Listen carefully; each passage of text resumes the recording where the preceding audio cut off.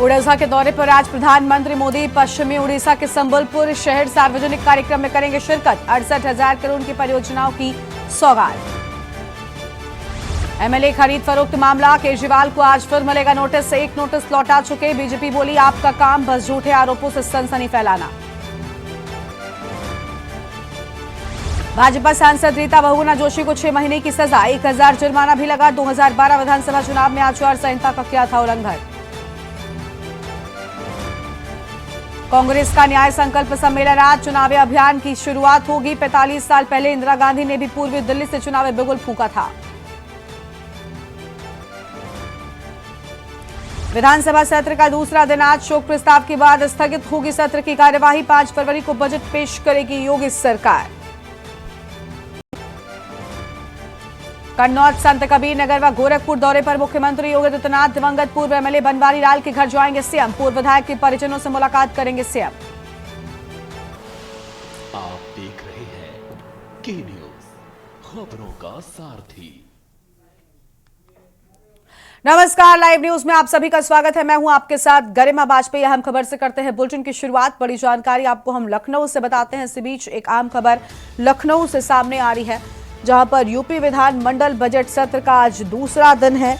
बड़ी खबर आपको हम बता दें, राज्यपाल के अभिभाषण के पर धन्यवाद प्रस्ताव पर चर्चा होगी।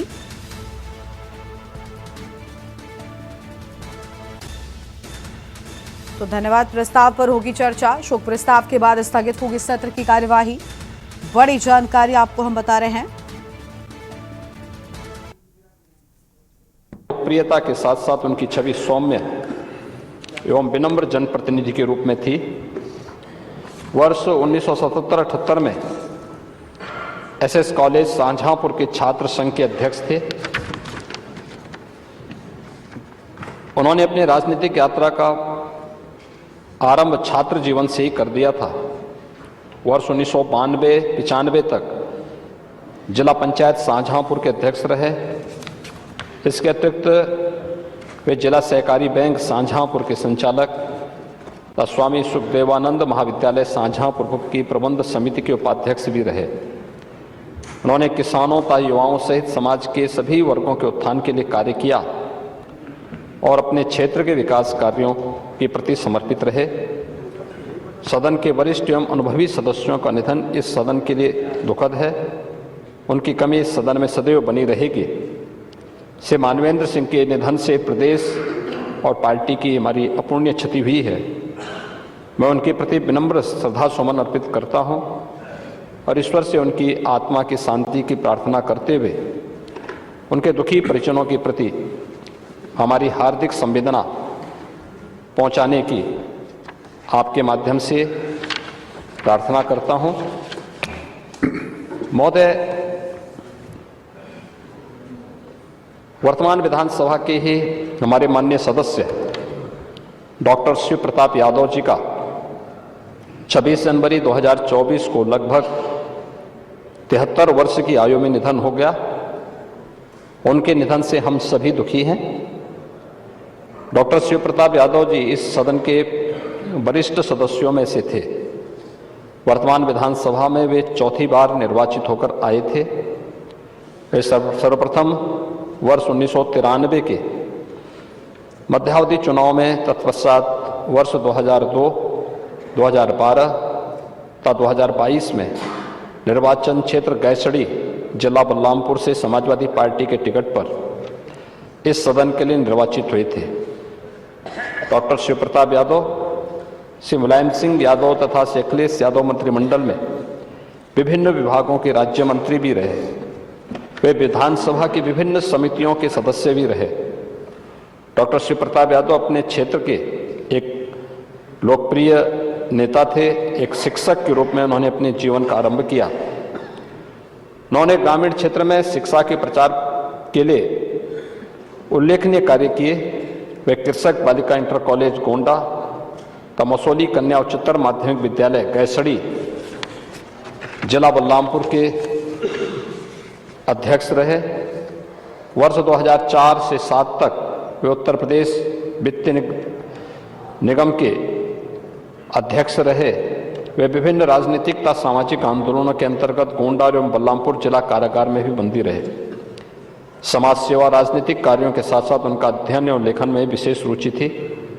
एक जनप्रतिनिधि के रूप में वे अपने क्षेत्र के विकास तथा समाज के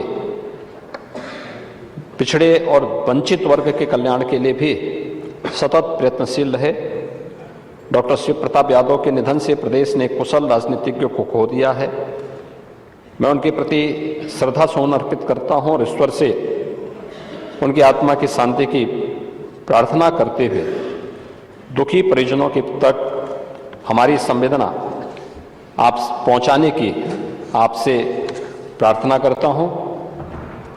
महोदय, इसके साथ ही हमारे इस सम्मानित सदन के पूर्व माननीय सदस्य श्री मोबिन अहमद आजमी आजमगढ़ मऊ से, श्री सतीश चंद आगरा से, श्री जटाशंकर सिंह बहराइच से, श्री मोहम्मद इरशाद खान लखनऊ से, श्री जगदीश गांधी अलीगढ़ वर्तमान में लखनऊ और डॉक्टर सुरेश संगल मुजफ्फरनगर जो इस सदन के पूर्व में सदस्य रहे हैं, आज वे हमारे बीच में भौतिक रूप से नहीं रहे।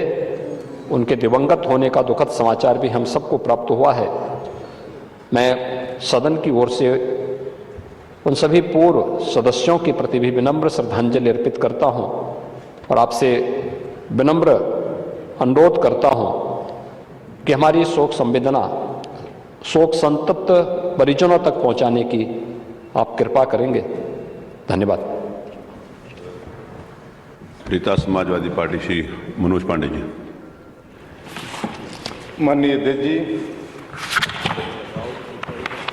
माननीय नेता सदन के से अपने को संबद्ध करते हुए निश्चित रूप से हम सब के लिए ये बहुत दुखद है कि उत्तर प्रदेश विधानसभा के हमारे माननीय सदस्य मानवेंद्र सिंह जी का 5 जनवरी 2024 को दुखद निधन हुआ।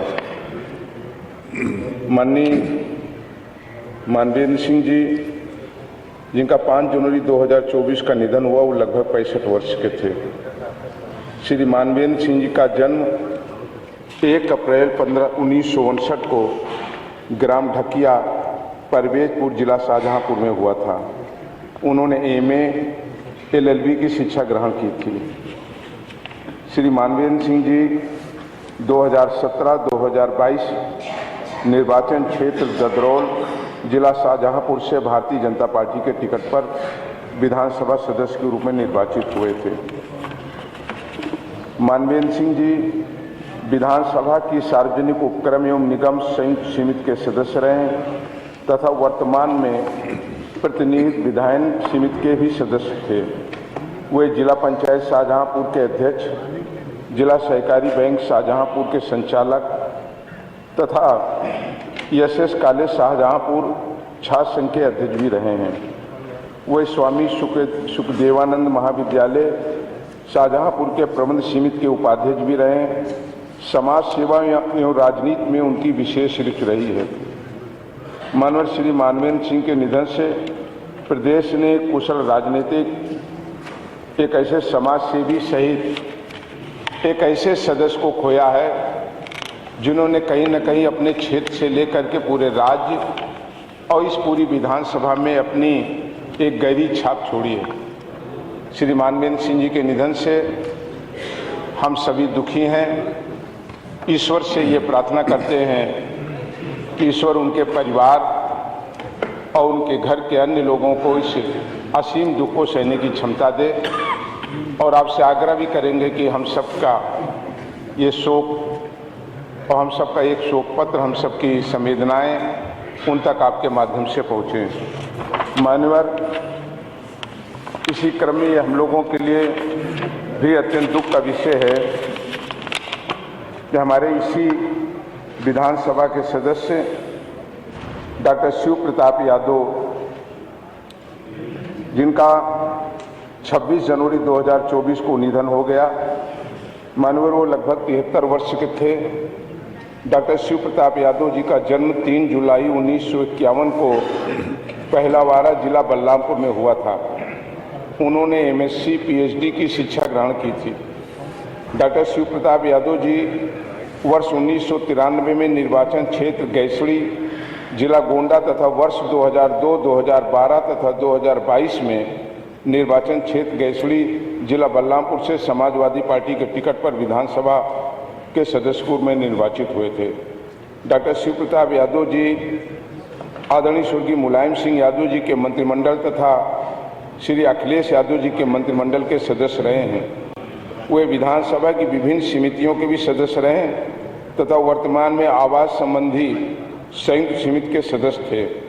वर्ष 2004-2007 तक वे उत्तर प्रदेश वित्तीय निगम के अध्यक्ष रहे हैं। वे विभिन्न आंदोलनों के अंतर्गत जिला कारागार बलरामपुर तथा गोंडा में भी बंदी रहे हैं। कृषक बालिका इंटर कॉलेज गोंडा तथा मसौली कन्या उच्चतर माध्यमिक विद्यालय गैसड़ी बलरामपुर के भी वो अध्यक्ष रहे हैं। अध्ययन, लेखन तथा समाज सेवा में उनकी विशेष रुचि थी।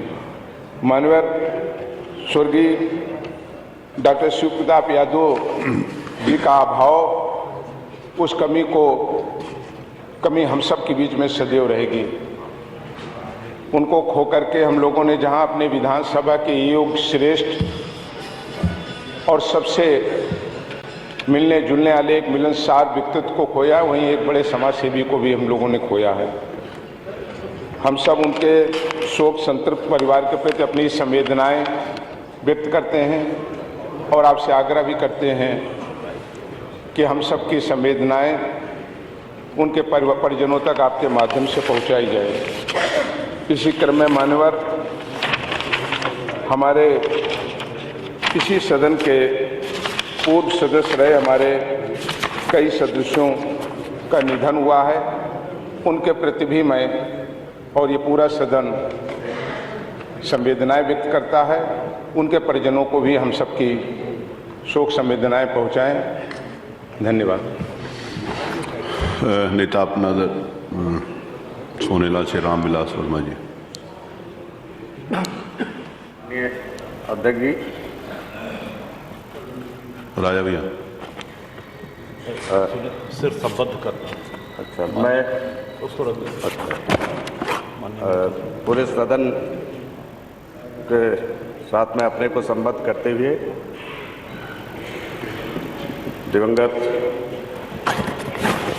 श्री मानवेंद्र सिंह जी और डॉक्टर शिव प्रताप यादव जी के शोक संतप्त परिवार को अपने दल की ओर से, अपनी ओर से अपनी संवेदनाएं व्यक्त करते हुए श्रद्धासुमन अर्पित करता हूँ। धन्यवाद। नेता श्री राष्ट्रीय लोकदल श्री राजपाल जी बलियान। माननीय मुख्यमंत्री जी, माननीय मनोज पांडे जी से संबंध अपने को करता हुआ अपनी पार्टी राष्ट्रीय लोकदल की ओर से, अपनी ओर से संवेदना व्यक्त करता हूं।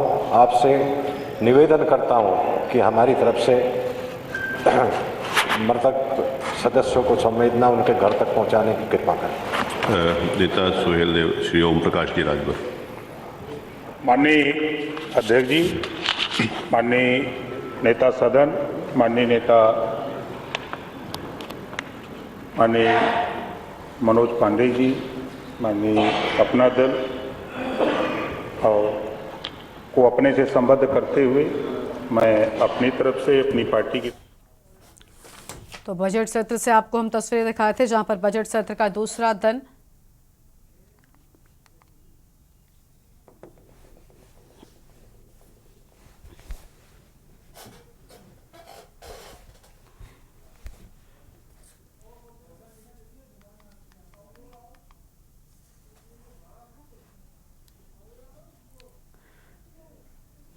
और अब आगे बढ़ेंगे खबरों की ओर। अगली खबर आपको हम महाराष्ट्र से बताते हैं जहां पर सीएम एकनाथ शिंदे की पार्टी के नेता पर फायरिंग हुई है। बड़ी जानकारी महाराष्ट्र से भाजपा विधायक ने नेता पर बरसाई फायरिंग और पुलिस स्टेशन में शिवसेना नेता को गोली मारे जाने की बात सामने आई है। भाजपा विधायक गणपत गायकवाड़ ने फायरिंग की। शिंदे गुट के मनोज गायकवाड़ पर पुलिस स्टेशन में गोली मारी। गोलीबारी में शिवसेना गुट के स्थानीय नेता समेत 2 लोगों के घायल होने की बात सामने आई है। मामले में भाजपा विधायक समेत 3 लोगों को गिरफ्तार भी कर लिया गया है।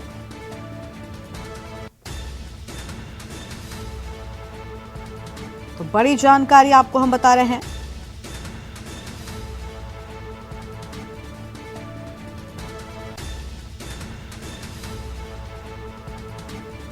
और अहम खबर आपको हम बता दें, जमीन को लेकर दोनों पक्षों में विवाद था।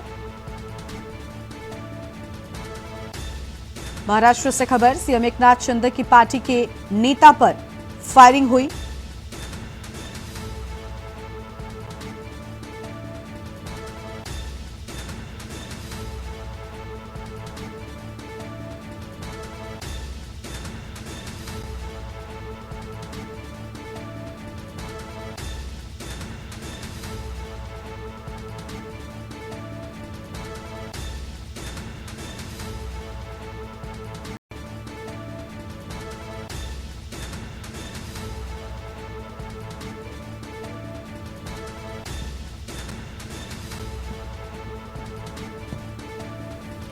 और जमीन को लेकर दोनों पक्षों में विवाद था। ये बड़ी जानकारी आपको हम बता रहे हैं। शिवसेना गुट के स्थानीय नेता समेत 2 लोगों की घायल होने की बात सामने आई है। भाजपा विधायक समेत 3 लोगों को गिरफ्तार कर लिया गया है। एक छोटे से ब्रेक के लिए यहाँ पर रुकते हैं, जो लौटेंगे। आप देख रहे हैं के न्यूज। ब्रेक के बाद आप सभी का स्वागत है। आगे बढ़ेंगे खबरों की ओर। खबर आपको महाराष्ट्र से ही बताते हैं। तो महाराष्ट्र से बड़ी जानकारी, जहां पर गोलियां चल गई हैं, पुलिस स्टेशन में ही गोलियां चल गई और एकनाथ शिंदे की पार्टी के नेता पर फायरिंग। सीएम एकनाथ शिंदे की पार्टी के नेता पर फायरिंग की बात सामने आई। ये बड़ी जानकारी आपको हम बता रहे हैं इस वक्त की अहम खबर।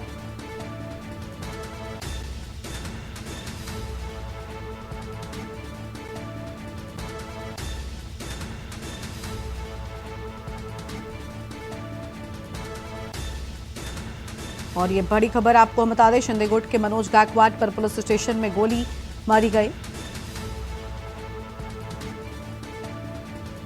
और गोलीबारी में शिवसेना गुट के विधायक पर बताया जा रहा है गोली चली। भाजपा विधायक समेत 3 लोगों को गिरफ्तार भी कर लिया गया है इस पूरे मामले में। बड़ी खबर आपको बता दें, जमीन को लेकर दोनों पक्षों में विवाद था।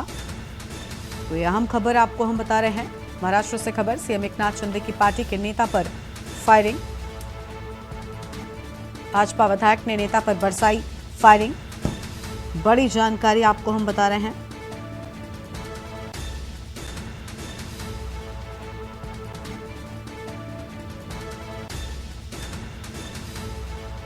भाजपा विधायक पर एक्शन, शिंदे गुट के मनोज गायकवाड़ पर पुलिस स्टेशन में मारी गोली। बड़ी जानकारी आपको हम बता रहे हैं। गोलीबारी में शिवसेना गुट के स्थानीय नेता समेत 2 लोगों के घायल होने की बात सामने आई है और मामले में भाजपा विधायक समेत 3 लोग गिरफ्तार हुए। तो मामले में भाजपा विधायक समेत 3 लोगों की गिरफ्तारी। जमीन को लेकर दोनों पक्षों में विवाद था। महाराष्ट्र से खबर, सीएम एकनाथ शिंदे की पार्टी के नेता पर फायरिंग की बात सामने आई है।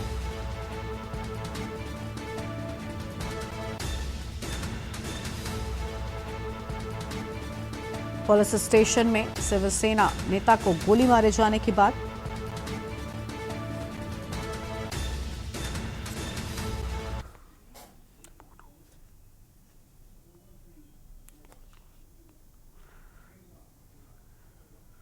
आगे बढ़ते हैं खबरों की ओर।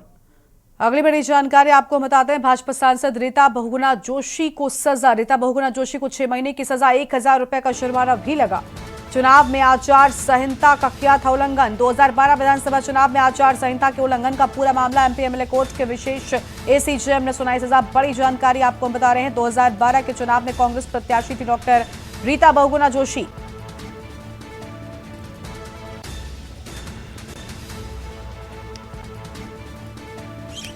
और ये बड़ी खबर आपको हम बता रहे हैं। विधानसभा चुनाव में आचार संहिता के उल्लंघन का पूरा मामला।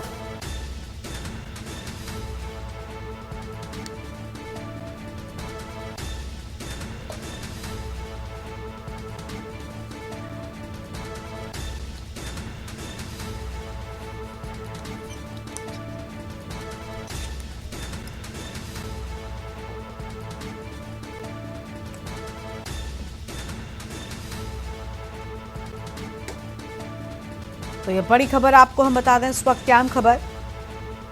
सर्विलांस मजिस्ट्रेट ने बनाया था इसका वीडियो और वीडियो बनाने के बाद कृष्णनगर थाने में दर्ज कराई थी रिपोर्ट। तो वीडियो बनाने के बाद कृष्णनगर थाने में रिपोर्ट दर्ज कराई गई थी और भाजपा सांसद रीता बहुगुणा जोशी को सजा। बड़ी खबर आपको हम बता रहे हैं इस वक्त की अहम जानकारी।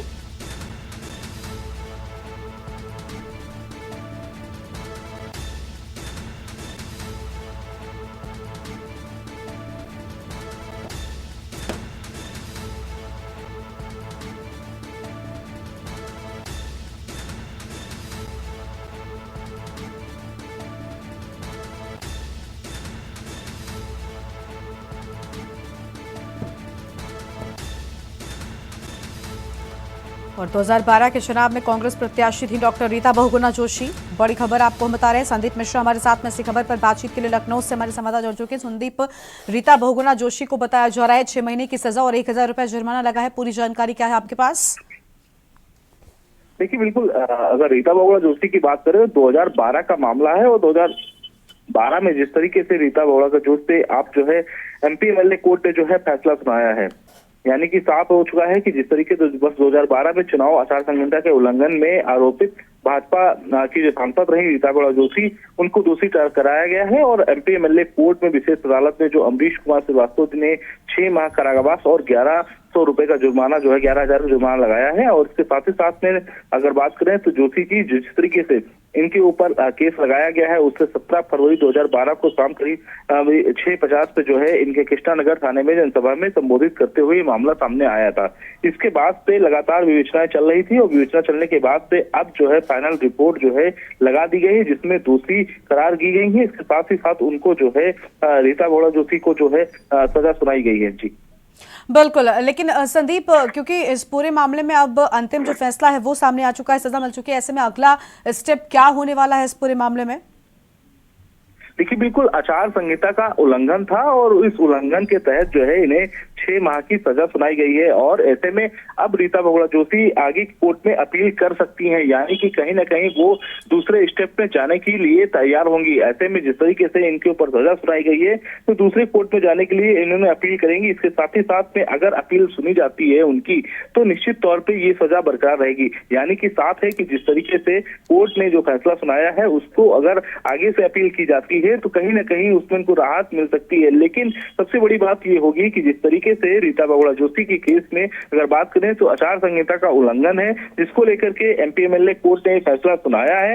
हालांकि अब देखना ये होगा कि क्या आप आगे ये अपील करेंगी या फिर ये सजा के लिए जुर्माना लगाएंगी। जी ठीक है, बहुत शुक्रिया आपका संदीप हमारे साथ जुड़ने के लिए और अहम जानकारी साझा करने के लिए। 2012 विधानसभा चुनाव में आचार संहिता के उल्लंघन का पूरा मामला था और MP MLA कोर्ट ने विशेष SCJM ने सुनाई सजा। बड़ी खबर आपको हम बता रहे हैं।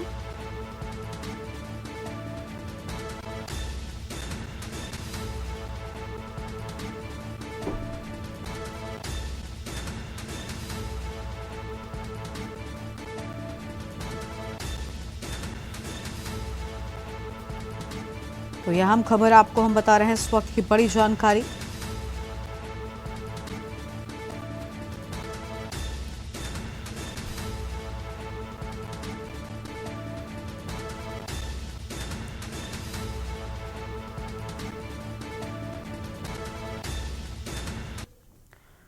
और अब सीधा आपको पौड़ी गढ़वाल से हम तस्वीरें दिखाते हैं जहां पर सीएम पुष्कर सिंह धामी के रोड शो की शुरुआत हो चुकी है। तस्वीर आपके टीवी स्क्रीन पर आप देख सकते हैं। रोड शो में विशेष प्रस्तुतियां जो हैं वो भी की गई हैं और बड़ी खबर आपको हम बता रहे हैं रोड शो की ये तस्वीरें हैं।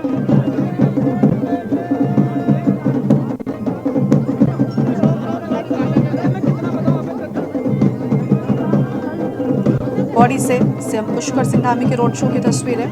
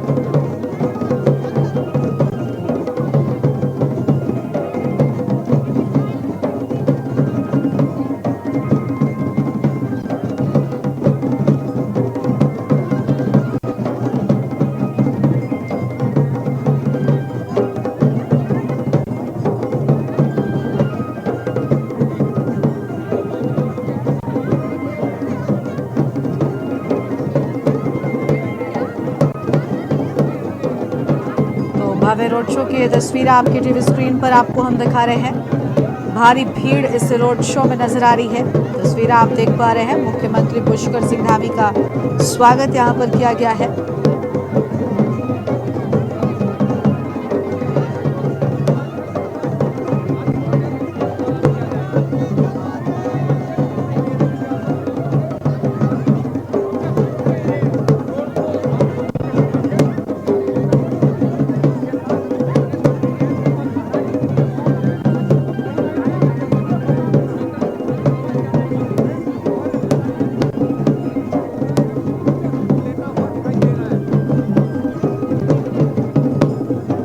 तस्वीर आपकी टीवी स्क्रीन पर आप देख पा रहे हैं।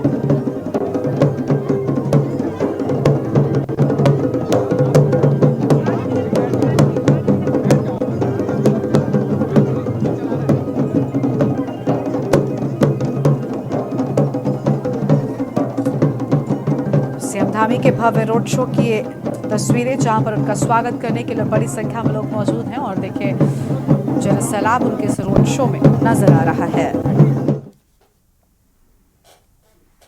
और अब आगे बढ़ेंगे खबरों की ओर। अगली बड़ी जानकारी आपको गरियाबंद से बताते हैं, जहां पर छात्रों ने स्कूल गेट में ताला लगा दिया है। स्कूल में शिक्षकों की कमी के चलते ताला लगा, गेट में ताला लगाकर किया प्रदर्शन। और फिंगेश्वर ब्लॉक के ग्राम लोहरसी हाई स्कूल का पूरा मामला है। संस्कृत, रसायन विज्ञान, अंग्रेजी विषय के शिक्षक की कमी, शिक्षक न होने से बच्चों की पढ़ाई बाधित होने की बात सामने आई है।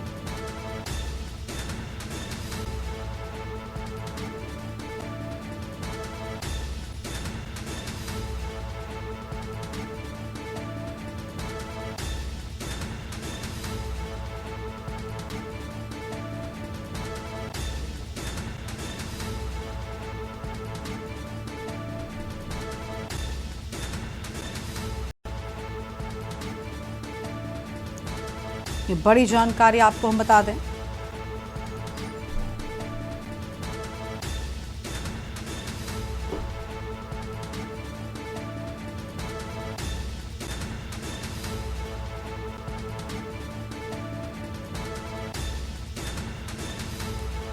गेट में ताला लगाकर प्रदर्शन किए जाने की बात सामने आई है। बच्चों के समर्थन में ग्रामीण व पालक जन हो रहे शामिल।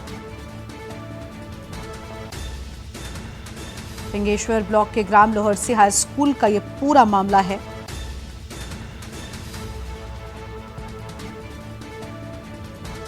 फिलहाल इस वक्त की बड़ी जानकारी आपको हम बता रहे हैं।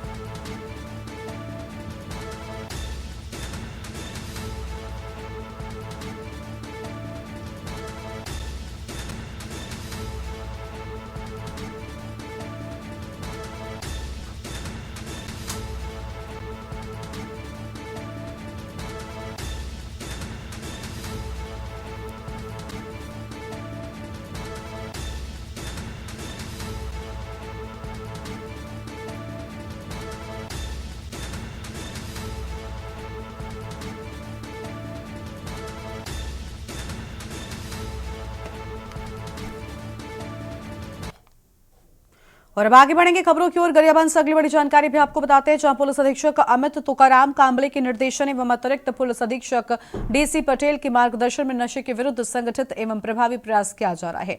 वर्तमान के समय में नशे के जाल में लगातार लोग फंसते जा रहे हैं। समाज के युवा एवं बच्चे जो तेजी से नशे के शिकार हो रहे हैं, इस तेजी से फैल रहे बीमारी रूपी नशे को खत्म करने के लिए गरियाबंद पुलिस विशेष अभियान नया सवेला की शुरुआत की है। इस अभियान के तहत पुलिस द्वारा चिन्हांकित गांवों में लगातार कार्रवाई की जा रही है। विगत एक महीने में शराब के अवैध तस्करी पर कार्यवाही करते हुए कुल 227 प्रकरण में लगभग 662 लीटर अवैध शराब जब्त कर कुल 227 आरोपियों को जेल भेजा गया है।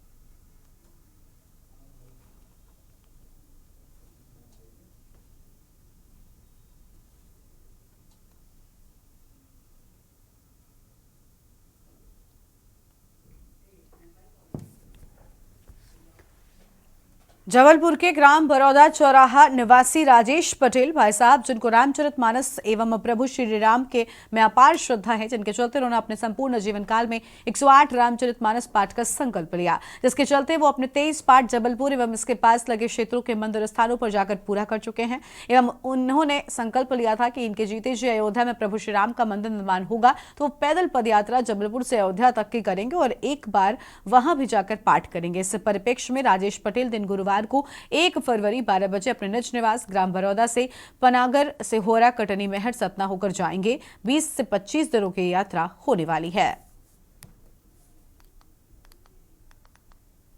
यात्रा आज निज निवास ग्राम बरौदा से पद यात्रा अयोध्या राम दरबार को लेके हो रही है।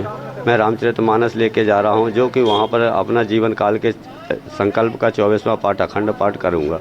ये 600 के लगभग की यात्रा है। सिंगल अकेला आदमी जा रहा हूँ। वे तो प्रभु की माया जाने, वैसे अपना विचार तो 14 दिन में कवर करने का है कि 14 साल हमारे भगवान वन में रहे तो हम 14 दिन में उनकी यात्रा करें।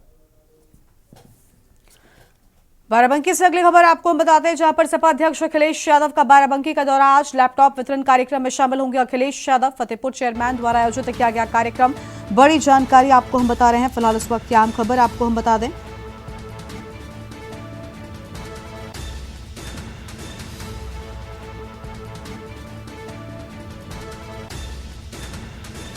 तो यह आम जानकारी आपको हम बता रहे हैं।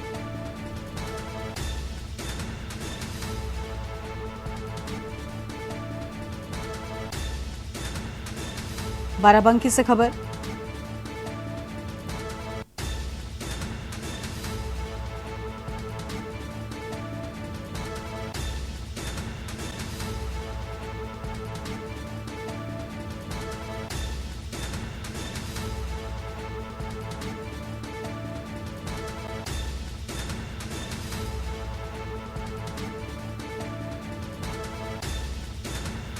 लैपटॉप वितरण कार्यक्रम में शामिल होंगे अखिलेश यादव। 4:30 बजे मौलवीगंज में विवाह समारोह में भी जाएंगे अखिलेश। शाम जानकारी आपको हम बता रहे हैं।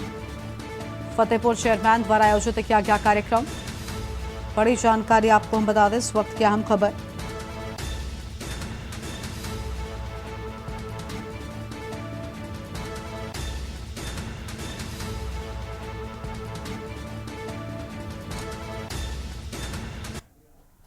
लखनऊ से अगली बड़ी जानकारी आपको हम बताते हैं, जहां पर मलिहाबाद में ट्रिपल मर्डर कांड, आरोपी ललन और बेटे की तूती बोलती थी।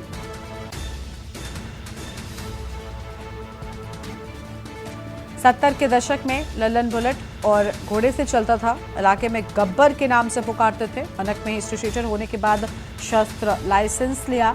सफेद पोश उसके लिए खुद हर मामले में मदद करते थे। थाने से लेकर मुख्यालय तक पैरवी करते थे। ललन के लिए कानून सिर्फ नाम मात्र का था। मनोबल होने के चलते लोग उससे दूर ही रहना चाहते थे। खुद के परिवार में ही ट्रिपल मर्डर के बाद कई राज खुले। उसके दबंगई में परिवार ने भी खूब मदद की। दबंगई में परिवार ने भी खूब मदद की। यह बड़ी खबर आपको हम बता रहे हैं।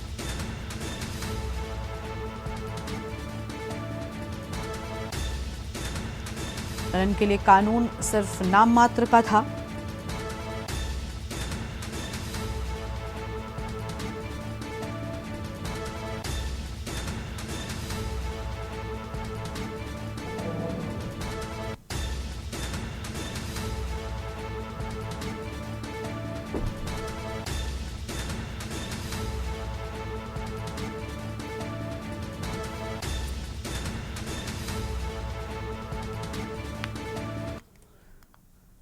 और अब आगे बढ़ेंगे खबरों की ओर। लखनऊ से अगली बड़ी जानकारी आपको हम बताते हैं, जहां पर एस पुलकित खरे बने विशेष सचिव और विशेष सचिव नियोजन बनाया गया। एस अर्चना गहरवार बनी केजीएमयू के रजिस्ट्रार। सचिव राज्य महिला आयोग थी अर्चना गहरवार। अब केजीएमयू का नया रजिस्ट्रार बनाया गया है। बड़ी जानकारी आपको हम बता रहे हैं। इस वक्त की आम खबर।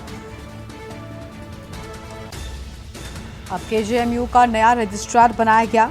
बड़ी जानकारी आपको हम बता दें। इस वक्त की आम खबर। लखनऊ से खबर। एस पुलकित को बड़ी जिम्मेदारी। आईएएस अर्चना गहरवार बनी केजीएमयू के रजिस्ट्रार। अहम खबर आपको हम बता रहे हैं। सचिव राज्य महिला आयोग थी अर्चना गहरवार।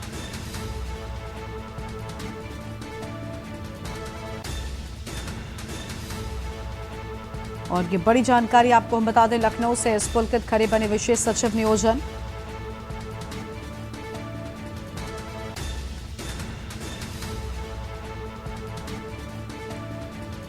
और सचिव राज्य महिला आयोग थी अर्चना गहरवार। अब ये बड़ी जिम्मेदारी, इस वक्त की अहम खबर आपको हम बता रहे हैं।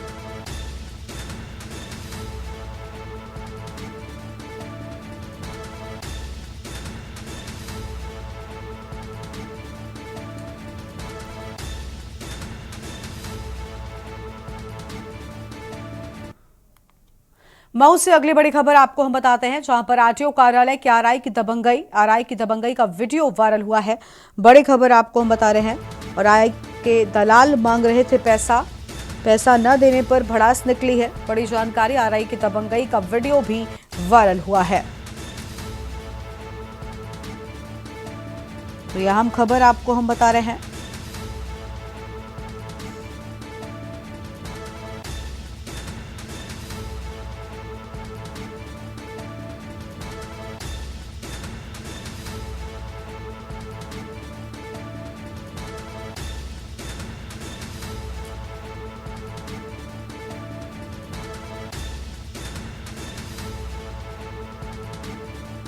और यह हम खबर आपको हम बता दें, पैसा न देने पर निकली भड़ास।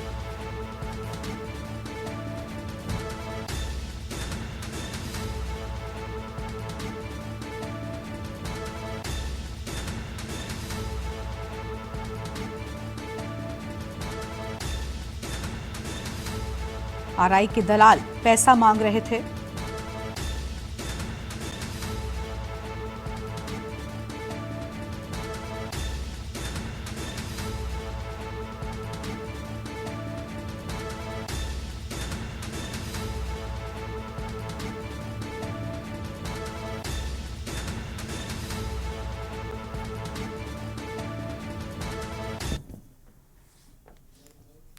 मत करिए, पहले बता रहे। अरे हम बहुत अच्छे से जाएंगे, आप उसकी चिंता मत करिए। अब ये आप घाव जमा रहे हैं तो ये गलत बात है सर। बिल्कुल इतना घूमो नहीं, पहलियो कहीं रखा गई इतना वो पहिया के लिए घूमनी है।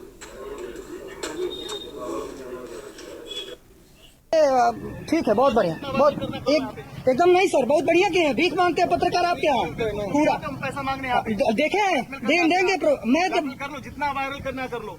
ठीक है, तो टेस्ट दिलाने नहीं आ रहे हो, उसके बात कर रहे हैं आप। टेस्ट मैं तो कह रहा हूँ सर, फेल करिए। मैं तो नियम तो मैं कह रहा हूँ फेल कर दीजिए। बिल्कुल नहीं। हाँ, कोई बात नहीं। भीख मांगता है पत्रकार ना, पत्रकार भीख मांगता है ना, पत्रकार भीख मांगता है। और तुम तड़ाम मत करिए सर, डीएम साहब भी आप करके बात करते हैं, इसलिए तुम तड़ाम मत करिए, पहले बता रहे। अरे हम बहुत अच्छे से जाएंगे, आप उसकी चिंता मत करिए। अब ये आप घाव जमा रहे हैं तो ये गलत बात है सर। बिल्कुल इतना घूमो नहीं, पहलियो कहीं रखा गई। और हमारे साथ हमारे संवाददाता सिद्धार्थ मौर्य से खबर पर बातचीत के लिए जुड़ चुके हैं। सिद्धार्थ, पूरे मामले में जो वीडियो वायरल हुआ है उसमें साफ तौर पर काफी चीजें नजर आ रही हैं, जानकारी क्या है विस्तृत आपके पास में? जी बिल्कुल बता दें कि मऊ जिले में जिस तरह से आरटीओ ऑफिस में जिस तरह से कोई भी काम कराने के लिए जिस तरह से पैसा लिया जाता है, उस तरह से वो देखा जाए तो आरटीओ ऑफिस में जो आरआई हैं जो उनके द्वारा पैसा मांगा जाता है। और पैसा न देने पर वो क्या पत्रकार बंधु से उन्हें भिड़े और पत्रकार बंधु से बोले कि अगर आप नहीं देते हैं पैसा तो आप पैसा नहीं देंगे तो आपका काम नहीं होगा, जिसको लेकर काफी बहस हुई। बहस होने के बाद पत्रकार बंधु को बोला गया कि आप तो देखिए पैसे आप खुद ही मांगने की जब कोशिश की जा रही थी आरआई द्वारा तो न देने के कारण ही ये सब मामला हुआ और जो जिसका वीडियो सोशल मीडिया पे इस समय वायरल हुआ। अगर देखा जाए तो मऊ जिला में जो देखा जाए तो आरटीओ ऑफिस पे आए दिन ऐसे मामले आते हैं जिसके ऊपर अभी तक कोई कार्रवाई नहीं की जा सकी है। लेकिन अब तक कोई कार्रवाई नहीं हुई वीडियो वायरल होने के बाद भी, ऐसे में क्या कुछ जानकारी मिली है? क्यों आखिर अब तक इस वीडियो वायरल होने के बाद भी एक्शन नहीं लिया गया आरआई साहब पर? जी बिल्कुल बता दें कि आरआई साहब का कहना है कि जिसको जो करना वो कर ले, हमारे ऊपर कोई कार्रवाई नहीं होगी, हम बहुत पहुंच वाले हैं। अब सबसे बड़ी बात यह है कि मऊ जिले में इनके वीडियो वायरल होने के बाद भी अभी तक कोई कार्रवाई नहीं हो रही है, अभी एक चर्चा का विषय बना हुआ है।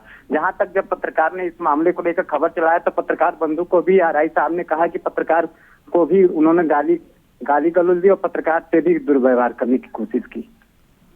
ठीक है, बहुत शुक्रिया सिद्धार्थ जी आपका हमारे साथ जुड़ने के लिए, अहम जानकारी साझा करने के लिए। तो ये बड़ी खबर आपको हम बता दें, फिलहाल इस वक्त की अहम जानकारी, पैसा न देने पर भड़ास निकली है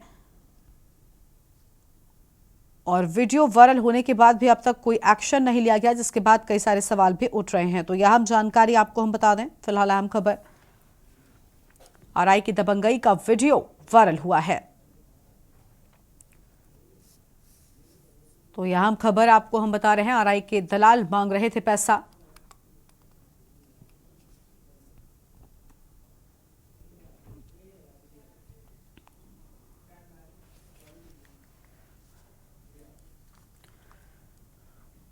अगली खबर अयोध्या से है, जहां कमल नयन दास ने निकाली शोभा यात्रा। राम जन्मभूमि के न्यास के अध्यक्ष के उत्तराधिकारी हैं और कमल नयन दास ने शोभा यात्रा निकाली है। शोभा यात्रा के जरिए की गई राम जन्मभूमि की परिक्रमा। राम जन्मभूमि के न्यास के अध्यक्ष के हैं उत्तराधिकारी, बड़ी जानकारी आपको हम बता रहे हैं, फिलहाल अहम खबर।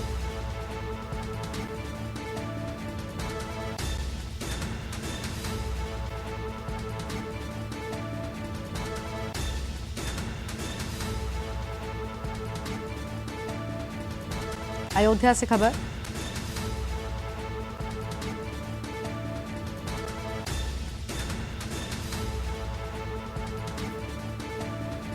तो अयोध्या से यह अहम जानकारी आपको हम बता रहे हैं। शोभा यात्रा के जरिए की गई जन्मभूमि की परिक्रमा।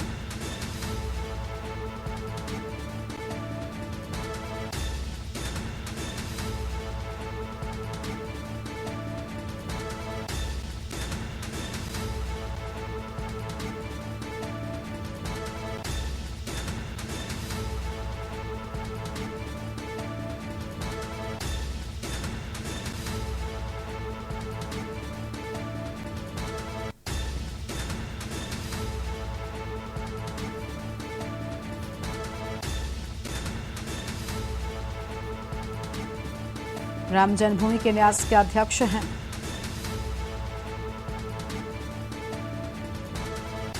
ये बड़ी खबर आपको हम बता रहे हैं।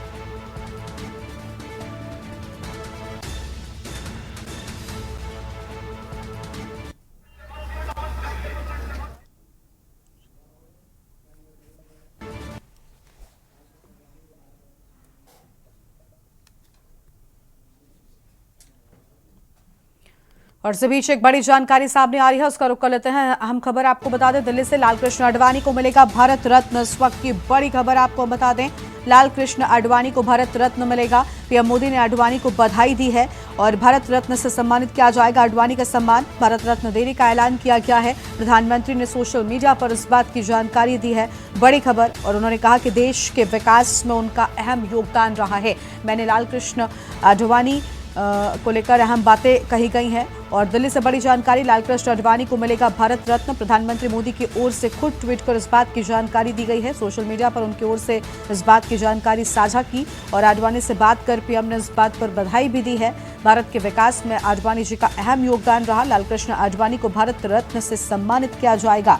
आडवाणी का सम्मान भारत रत्न देने का ऐलान किए जाने की बात सामने आई है और भारत रत्न सम्मान मिलेगा। प्रधानमंत्री मोदी ने फोन पर उनसे बात भी की है आडवाणी को सम्मानित किए जाने की, और राम मंदिर आंदोलन के प्रणेता भी रहे हैं।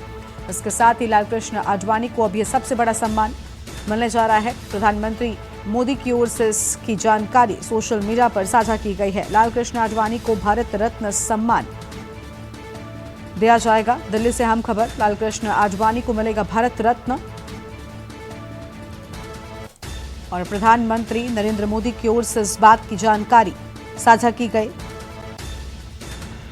और बीजेपी को बड़ा करने में भी उनका अहम योगदान रहा। प्रधानमंत्री ने सोशल मीडिया पर भावुक नोट भी लिखा है। उन्होंने कहा कि I am very happy to share this news. Lal Krishna Advani को भारत रत्न सम्मान से नवाजा जाएगा और भारत के विकास में उनकी अहम भूमिका रही है। पीएम मोदी ने उनसे फोन पर बात कर उन्हें बधाई भी दी है।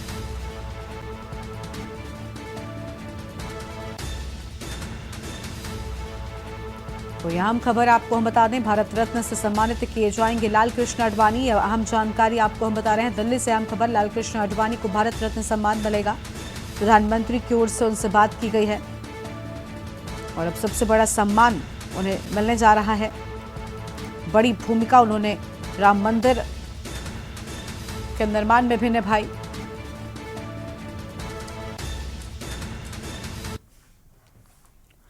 और अब सुनाते हैं कि आपको हरियाणा के मुख्यमंत्री मनोहर लाल क्या कुछ कह रहे हैं। मनोहर लाल ये है, मुख्यमंत्री मनोहर लाल ये है,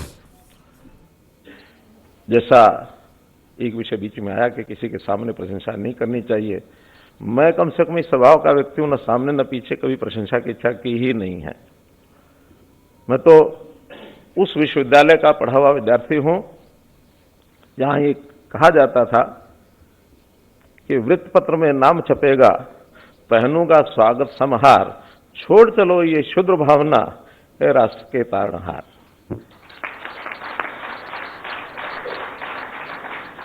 आखिर तो हम कोई काम करते हैं किसी प्रशंसा के लिए नहीं करते हैं, काम करते हैं हमारा अपना एक दायित्व है, हमको एक काम सौंपा गया है और उस काम सोचने में, काम को करने में जो सोच होती है, जो एक दृष्टिकोण होता है, वो कहीं ना कहीं से व्यक्ति को प्राप्त होता है।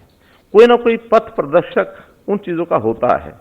मैं अपने बारे में इतना ही कह सकता हूं कि मैं जिस विश्वविद्यालय का विद्यार्थी रहा हूं, बहुत लोग जानते हैं कि वो विश्वविद्यालय, वो संगठन ऐसा है जिसमें व्यक्ति प्रधान नहीं होता, विचारधारा प्रधान होती है। विचारधारा के आधार पर जो काम करना है, जो दायित्व मिला है, उसको विचारधारा के आधार पर ही आगे करना है। और विचारधारा में जो हमको मिला सीखने को, वो अपने देश और समाज, इसको आगे रख के, मोदी जी कहते हैं हमेशा इंडिया फर्स्ट, सोसाइटी फर्स्ट, हम अपने आप को बाद में रखें, फिर सब चीजें अपने आप सूझती हैं। उस समाज की तकलीफ क्या है, उसको कैसे दूर करना है। और खास करके जैसे हमें से बहुत लोग जमीनी कार्यकर्ता हैं, जमीन से जुड़े रहते हैं, हमको पता है कि जब सामान्य व्यक्ति थे तो उस समय कैसी कैसी कठिनाइयां हमारे सामने थी। उन सब कठिनाइयों को कैसे ठीक करना, समस्या का हल निदान क्या हो सकता है, अगर हम सोचते रहेंगे तो कुछ ना कुछ सामने आएगा। मोदी जी के साथ काम करने का अवसर मिला 90s का जो आखिरी 6 वर्ष 94 से लेकर के 2000 तक, तो उन 6 वर्षों में बहुत विचार आते थे। और उस समय सरकार में तो मैं नहीं था, लेकिन सरकार के साथ सहयोगी की भूमिका में चौधरी बंसलाल जी के साथ हम लोग थे, लगातार 2.5-3 साल का वो समय भी था। अन्य प्रांतों में हमारी सरकारें थी, हिमाचल में खास करके मेरा आना जाना होता था, उस समय भी चीजें सामने आती थी। हम कई सुझाव देते थे कि ये ऐसा करने से ये समस्या ठीक हो सकती है, मोदी जी के सामने रखते थे। तो मोदी जी कहा करते थे कि मेरे सामने क्यों रखते हो। मैंने कहा मैं पूछना चाहता हूँ ये बात ठीक है कि गलत है। कहने लगा कभी मत सोचो, कभी मत पूछो, जो आपको लगता कि अच्छा है और ये समाज हित में हो सकता है उसको करना शुरू करो, अगर खराब होगा तो छोड़ दो, ठीक हो तो चलाए रखो। इतनी छूट मोदी जी देते थे। और एक शब्द प्रयोग करना चाहिए तो जैसा वो प्रयोग धर्मी आज भी हम देखते हैं कि कितनी नई चीजें उन्होंने देश के दिशा को ठीक करने के लिए की हैं, वही स्वभाव, वही संस्कार हमने भी अपने संगठनों से सीखा है कि प्रयोग धर्मी बनकर के नए प्रयोग करने में कोई हर्ज नहीं है, कहीं कोई दिक्कत नहीं है। तो जिन नए प्रयोगों की बात राजेश खुल्लर जी ने की है, लगातार दिमाग में आता था और मैं प्रशंसा करता हूं अपनी टीम की कि हमने जब भी कोई विषय उनके सामने रखा, तुरंत उसका मर्म समझ करके उसके रास्ते बनाने का काम किया। पॉलिटिकल लीडर अपना टारगेट बता सकता है कि हमारा ये टारगेट है, लेकिन उस टारगेट का मार्ग क्या बनेगा, रास्ता क्या बनेगा, वो अंतर्गत ये हमारी ब्यूरोक्रेसी जो अधिकारी हैं यही निकालेंगे, रास्ता निकालना इनका काम है। और मुझे प्रसन्नता इस बात की, चाहे हमारे संजीव कौशल जी रहे हों, क्योंकि सबसे पहले पीएससीएम संजीव कौशल जी थे, फिर बाद में पीएससीएम राजेश खुल्लर जी आए। और उस समय तो हमको कुछ भी एबीसी पता नहीं होती थी, बहुत जल्दी जल्दी दोनों के साथ संबंध आता था तो शक्लें याद नहीं रहती थी। नाम राजेश खुल्लर आ जाए तो लगता था संजीव कौशल आ गए, संजीव कौशल आ जाए तो लगता था राजेश खुल्लर आ गए। कुछ पता नहीं था हमको ब्यूरोक्रेसी का। मैं सत्य बताता हूं कि अगर किसी आईएएस को मुख्यमंत्री बनने से पहले मेरा अगर परिचय हुआ पूरे उस कार्यकाल में 80 से लेकर के और 2013 तक, एक आईएएस अधिकारी जिसका मेरा परिचय था वो थे टी वेसन प्रसाद। वो रोहतक में जब डीसी होते थे उस समय बाढ़ आई थी रोहतक में, हम लोगों को बाढ़ में काम करने का अवसर मिला। वो सरकार की तरफ से अपना उनका काम लगे हुए थे, हम अपना संघ की ओर से लगे हुए थे, उनसे अच्छा परिचय हो गया था। लेकिन संयोग ऐसा हुआ कि 2014 में जैसे ही सत्ता संभाली वो 2014 में गवर्नमेंट इंडिया में चले गए। तो कुल मिलाकर मैं इन सब योजनाओं के पीछे जिन लोगों ने भी सहयोग किया इन 9 वर्षों में, उन सब का बहुत आभारी हूं। हमने इसमें उपलब्धियों का जिक्र करेंगे तो लंबी हो जाएंगी, उपलब्धियां नहीं, लेकिन जो मूल बिंदु हैं जिसके ऊपर बात की जा सकती है वो है सुशासन, वो है अंत्योदय। आखिर इन 9 वर्षों के अंदर कुछ शब्दों में चीज को सामने रखना हो तो उसके अंदर हमने अभी लेटेस्ट तो ये कहा कि 7S ये हमारी भूमिका में रहेंगे: शिक्षा, स्वास्थ्य, सुरक्षा, स्वाभिमान, स्वावलंबन और सुशासन और सेवा। ये 7S के ऊपर आधारित होकर के हम अपनी सरकार को चलाएंगे।